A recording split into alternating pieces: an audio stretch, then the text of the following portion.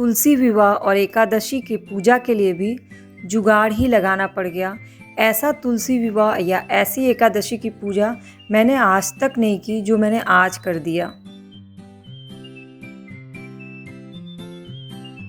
कच्चे पपीते का ये सैलेड खा के मेरे बेटे ने कहा कि ये मुझे रोज खिलाया कर।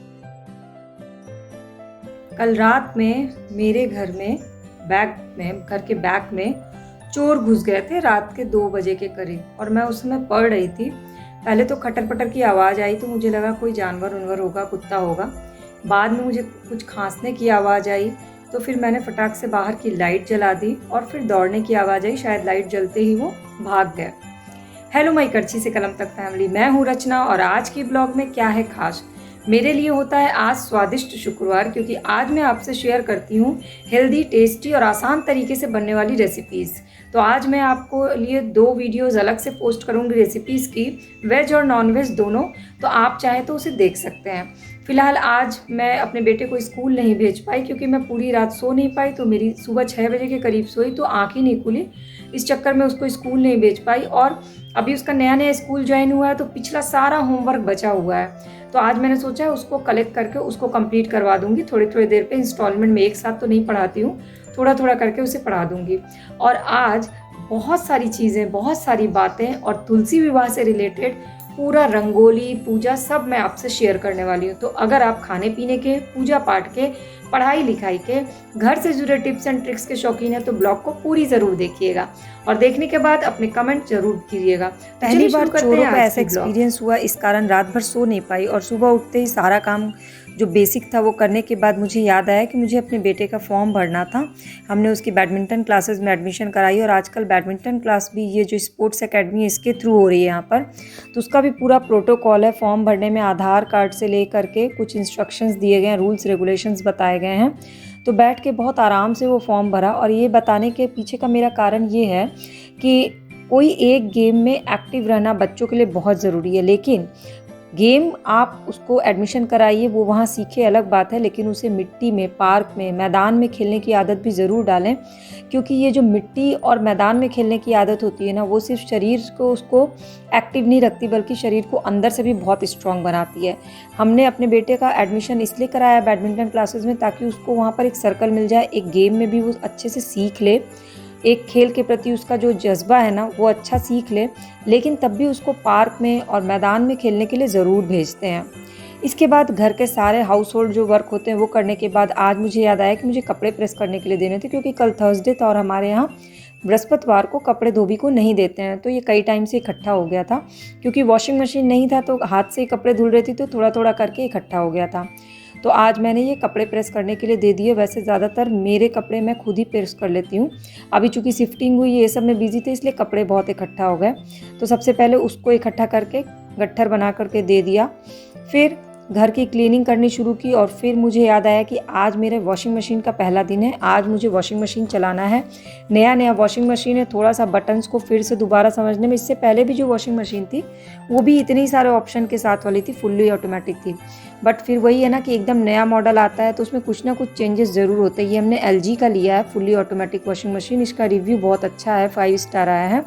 तो अगर आप भी वॉशिंग मशीन लेने का सोच रहे हैं तो आप किस क्राइटेरिया पे वॉशिंग मशीन चूज़ करते हैं मुझे बताइएगा। मेरा क्राइटेरिया यही था कि कपड़े ऊपर से ओपन होने वाला ढक्कन हो, और दूसरा कपड़े जो है ना डैमेज ना हो, क्योंकि बहुत सारी मशीन इतना फास्ट चलती है कि कपड़े डैमेज हो जाते हैं। डेली यूज़ के कपड़े इतने गंदे नहीं होते हैं कि उनको इतना फास्ट उसमें चलाया जाए, इसलिए मुझे इसका रिव्यू बहुत अच्छा लगा। मेरे घर के मेंबर्स ने भी इसे यूज़ किया हुआ है, इसलिए मैंने इसे ही ख़रीदा है। आप पर्सनली कौन सा वॉशिंग मशीन प्रेफर करती हैं ये मुझसे ज़रूर शेयर करिएगा, क्योंकि आजकल प्रोडक्ट्स के बारे में भी एक दूसरे से शेयर करना बहुत ज़रूरी है, खासकर ख़रीदने से पहले, क्योंकि सस्ते तो कोई प्रोडक्ट आते नहीं, इतने महंगे आते हैं, और अगर हम एक दूसरे से शेयर कर लेते हैं तो हमें एक दूसरे को आइडिया लग जाता है। मैंने भी बहुत सारे प्रोडक्ट रिव्यू पढ़ने के बाद ही इसमें इन्वेस्ट किया है, क्योंकि ये सारी चीज़ें हम बार बार तो नहीं ले सकते ना, इसलिए इन्वेस्ट करने से पहले आपको ज़रूर उस प्रोडक्ट के बारे में ऑनलाइन रिव्यू ले लेना चाहिए, पढ़ लेना चाहिए, तो ही आप किसी भी प्रोडक्ट को खरीदिए, खासकर इलेक्ट्रॉनिक प्रोडक्ट। और गूगल पे या किसी पे भी जो रिव्यू दिया रहता है ना वो बहुत ऑनेस्ट रिव्यू होते हैं, आप उसको अगर पूरा अच्छे से रीड करते हैं तो आपको एक बेसिक आइडिया मिल जाता है। इसके बाद घर की क्लीनिंग और बाकी काम भी बचा हुआ था क्योंकि आज मैं बहुत लेट उठी थी, सुबह 6 बजे तक चोरों के चक्कर में सो नहीं पाई और उसके बाद मेरी आँख ही नहीं खुल रही थी। रात में जब नींद आने को हो रही थी तो बाहर से फिर आवाज़ आने लग रही थी। इस चक्कर में कॉलोनी के भी जो कुत्ते थे वो भी मेरे घर के पास आके भौंकने लगे, क्योंकि जो कहते हैं ना, पेट्स को ज़्यादा जल्दी आइडिया हो जाता है अगर कोई बाहर से कोई भी आता है। तो उन्हीं के इंडिकेशन से मुझे और भी लगा कि हाँ, कुछ लोग यहाँ घुसे हुए हैं। खैर अभी पूरे फ्लैट में मैं अकेली हूँ, इसलिए मैं बहुत अच्छे से सारा कुछ लॉक करके ही रखती हूँ, लेकिन तब भी डर तो लगता ही ये सब, क्योंकि ये सब आज तक एक्सपीरियंस नहीं हुआ है। ये फर्स्ट टाइम ऐसा एक्सपीरियंस किया।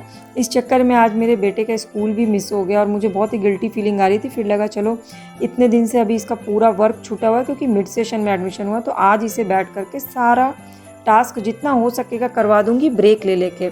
अच्छा हाँ, बच्चों को पढ़ाते समय एक चीज़ आप ज़रूर ध्यान रखिएगा, कंटिन्यूस वे में उनको कभी मत पढ़ाइएगा, ब्रेक ले लेके पढ़ाइएगा। इसके बाद मुझे लंच और ब्रेकफास्ट के बीच के गैप के लिए सैलड बनाना था, तो मैंने आज चूज़ किया कच्चे पपीते का सैलड, जो कि मैंने आपको लास्ट ब्लॉग में भी बताया था कि कच्चा पपीता अलग अलग तरह से बना के खाते हैं। तो आज मैंने शुरुआत की है सलाद से। तो इसके लिए पहले कच्चा पपीता आधा लिया, उसको छील लिया, आधे के आधा को कद्दूकस कर लिया और जो बाकी आधा का आधा बचा हुआ है ना, इसको स्लाइसेस कर लूँगी चिप्स कटर्स के साइड से।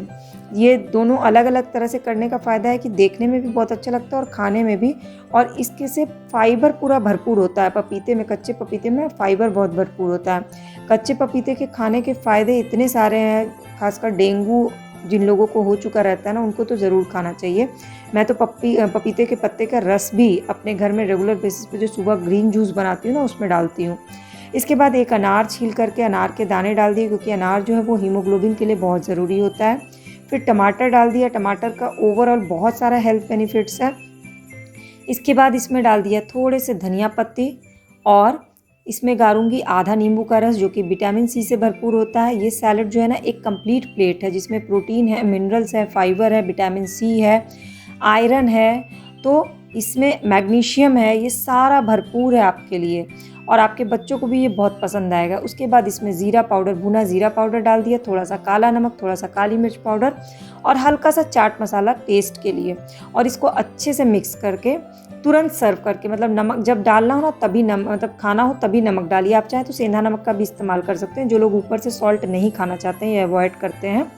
और आप यकीन मानिए, आपके घर के ओल्ड एज के लोग हों या बच्चे हों, सभी को ये सैलड बहुत पसंद आएगा। और सबसे अच्छी बात कि ये बहुत ही फटाफट सिंपल तरीके से, सिंपल इंग्रेडिएंट से बन जाते हैं। सैलड तो हम सभी रोज़ खाते हैं, लेकिन उसको अगर अलग अलग तरह से बनाते हैं ना, तो बनाने वाले में के भी इंटरेस्ट बना रहता है और खाने वालों को तो इंटरेस्ट आता ही आता है, यानी दोनों ही तरफ से फ़ायदा। और तीसरा सबसे बड़ा फ़ायदा कि आप हेल्दी रहते हैं।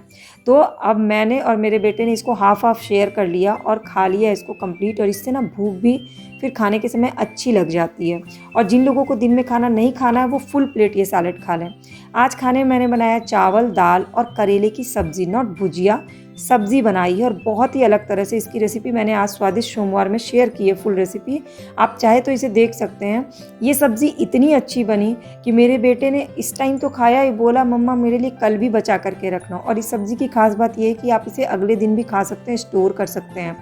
तो इसकी फुल रेसिपी आप मेरे चैनल के प्लेलिस्ट पे जाके देखिएगा, आज ही मैंने इसको पोस्ट किया है। तो आप इसको ट्राई करिएगा, क्योंकि हमारे घर ना सब्जियां वही आती हैं, हरी सब्ज़ी रोज़ का रोज़ जिस मौसम में जो मिलता है वही आता है, लेकिन हम उसके अगर अलग अलग तरह से बनाते हैं ना, तो खाने वालों को भी बहुत इंटरेस्ट आता है। इसके बाद किचन में बाकी का काम वाइंड अप करना था। खाना बनाने के बाद क्लीनिंग का काम, दाल छौंकना था, क्योंकि दाल पहले ही बना लिया था। दाल छौंकने का काम, दाल जो है वो आप रोज़ अलग अलग तरह की दाल बनाया करिए, क्योंकि 7 दिन होते हैं और 7 तरह की दाल टोटल होती है। तो और हफ्ते में एक दिन मिक्स दाल बना लिया करिए अगर आपको कन्फ्यूज़न हो। जैसे अरहर की दाल है, पीली मूंग, हरी मूंग, मसूर की बिना छिलके की दाल, मसूर की छिलके वाली दाल, उड़द की दाल, चने की दाल, और इन सबको बराबर मात्रा मिला के एक दिन बना लीजिए मिक्स दाल, जिसमें बहुत सारे वेजिटेबल्स डाल करके बनते हैं और बहुत टेस्टी बनते हैं। अगर आपको उसकी रेसिपीज़ देखनी होगी ना, तो मुझे कमेंट करिएगा, मैं उसकी रेसिपी शेयर करूँगी। तो आपके घर वालों को ना दाल खाने में भी इंटरेस्ट आ जाएगा। और आपको पता है कि दाल में तड़का भी रोज़ अलग अलग तरह से हो सकता है, मतलब 7 दिन में आप 7 तरह का तड़का दाल में दे सकते हैं।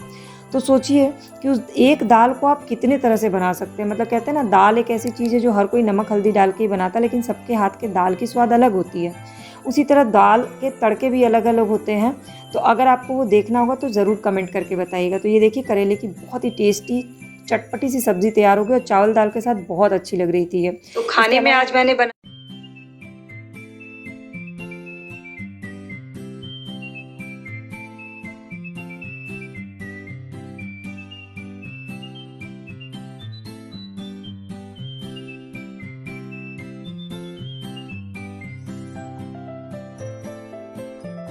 तो खाने में आज मैंने बनाया है चावल, दाल, करेले की सब्ज़ी और साथ में कच्चे पपीते का सलाद, जिसकी रेसिपीज़ मैं ऑलरेडी आपके लिए शेयर कर रही हूँ। और अब मैं खाना खाने के बाद जाऊँगी तुलसी विवाह के लिए रंगोली बनाने, क्योंकि बहुत ज़्यादा बड़ा सा नहीं बनाऊँगी, छोटा सा ही रंगोली, बस शुभ करना की एक। के बाद मेरा बेटा चला गया बैडमिंटन की क्लास में और मैंने सोचा रोशनी है उसी समय तुलसी विवाह के लिए, एकादशी की पूजा के लिए रंगोली बना लूँ। तो मेरे पास जो रंग थे उसी से मैंने छोटी सी रंगोली बना ली, क्योंकि यहाँ पे ना मुझे एक तो नई जगह है, मार्केट की भी समझ नहीं है और मार्केट को समझने में थोड़ा सा टाइम लगता है। और जिसको मैंने जिन लोगों से मैंने पूछा या जिन स्टाफ को भेजा उन्हें भी वो सामान नहीं मिले। जैसे कि आज गन्ना चढ़ता है, आंवला चढ़ता है, सिंघाड़ा चढ़ाया जाता है और शालिग्राम जी की मूर्ति स्थापित की जाती है, तुलसी जी का विवाह किया जाता है। ये सारी चीज़ें चाहिए थी लेकिन कुछ यहाँ पर मिला नहीं। यहाँ तक कि मुझे दिए भी नहीं मिले। कहा कि दिवाली के बाद ख़त्म हो गया। दिवाली में ही मुझे बड़ी मुश्किल से मिट्टी के दिए मिले थे। मिलता ज़रूर होगा यहाँ पर, लेकिन वही है कि यहाँ के लोग की भाषा भी अलग है। मार्केट में भी समझना बहुत मुश्किल है कि मैं क्या कह रही हूँ, कम्युनिकेशन नहीं हो पाता है प्रॉपर तरीके से। धीरे धीरे मार्केट की समझ हो जाएगी तो मैं चीज़ों को खोज लूँगी। लेकिन इस बार तो मेरी पूरी जुगाड़ वाली तुलसी विवाह और एकादशी की पूजा हुई। तो जितने रंग मेरे पास बचे थे उससे छोटी सी रंगोली बना दी। 11 दियों के लिए ऐसे रंगोली बना दी है, क्योंकि आज 11 दिया जलाते हैं। नीचे एक छोटा सा तोरण बना दिया है। अब दिए की बारी थी तो मैंने दिवाली के पुराने दिए इकट्ठा करके रखे, तो उसको बहुत अच्छे से धुल लिया। कहते हैं ना, भगवान भूल चूक माफ़ करते हैं। जो चीज़ अवेलेबल है जितनी, उसी से श्रद्धा भक्ति दिखा सकते हैं। फिर प्रसाद के लिए मुझे गन्ना भी नहीं मिला, सिंघाड़ा नहीं मिला, कुछ भी नहीं मिला। तो मैंने सोचा चलो भगवान जी के लिए कुछ मीठा बना लेते हैं प्रसाद में। तो मैंने हलवा बना लिया शुद्ध देशी घी में, व्रत के बर्तन में हलवा बनाया ड्राई फ्रूट्स डाल करके, और वही प्रसाद में चढ़ाया। आपने आज की पूजा कैसे की वो मुझे कमेंट करके बताइएगा। आप चाहें तो व्हाट्सएप पे मुझसे फ़ोटोज़ भी शेयर कर सकते हैं, क्योंकि हम लोग एक फैमिली हैं और एक दूसरे से अपनी खुशियाँ बांटने से ना खुशियाँ बहुत बढ़ती है। तो आज का त्यौहार तो सभी के लिए खास रहा होगा। हालांकि दिवाली के बाद कहते हैं ना धीरे धीरे ये, अब छठ के बाद अब उतनी एंथू ख़त्म होने लगती है धीरे धीरे, लेकिन तब भी जैसे ही त्यौहार आता अपने आप वापस से एंथू आने लगता है। तो ये हलवा भी तैयार हो गया। जो सामग्री थी मेरे पास पूजा की, एक चुनरी थी, सिंदूर था, चूड़ियाँ थी, 11 दिया लगा लिया, प्रसाद रख लिया, सिंदूरदानी रख ली, अगरबत्ती और रोली, चंदन, अबीर और चावल। इसके बाद सूर्य ढलने के बाद ही तुलसी जी का पूजा कर लिया। बहुत ज़्यादा विधि विधान से मैं इस बार नहीं कर पाई, बल्कि इस बार मैं बहुत मिस कर रही थी अपने लास्ट 2 साल के तुलसी विवाह के, जिसमें मैंने बहुत अच्छी अच्छी रंगोली बनाई थी। मेरे साथ मेरे मम्मी पापा और मेरी वो जो फैमिली है ना, जो बिलासपुर में रहती है, जो मेरे घर में काम करती थी, उनकी पूरी फैमिली, उन लोगों को मैंने इतना मिस किया कि वीडियो कॉल पे उन लोग से बात होती रही पूजा करने के दौरान। उन लोगों ने भी बहुत सुंदर सुंदर सी रंगोली बनाई। तो एक्चुअली फेस्टिवल क्या होता है, एक साथ वाली चीज़ होती है। जब 4 लोग साथ होते हैं तो हर दिन त्यौहार होता है, और जब आप अकेले होते हैं ना तो त्यौहार के दिन भी अकेलापन है।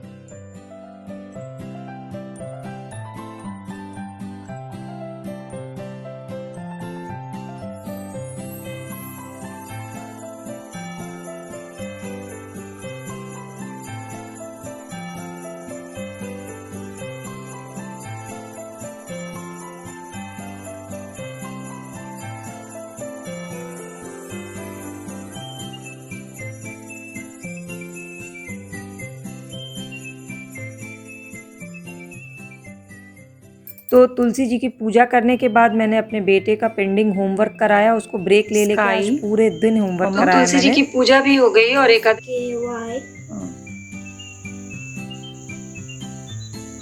कॉमा, ये थोड़ा ऊपर करो, पीछे हाथ को सपोर्ट दो, नीचे हाँ लिखो एरोप्लेन,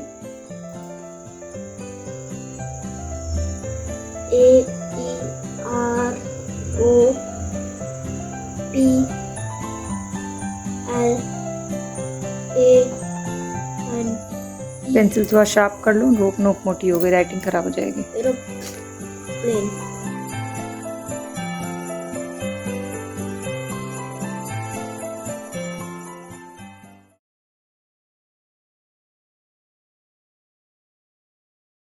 तो तुलसी जी की पूजा भी हो गई और एकादशी में आज जो 11 दिए जलाते हैं वो भी जलाया।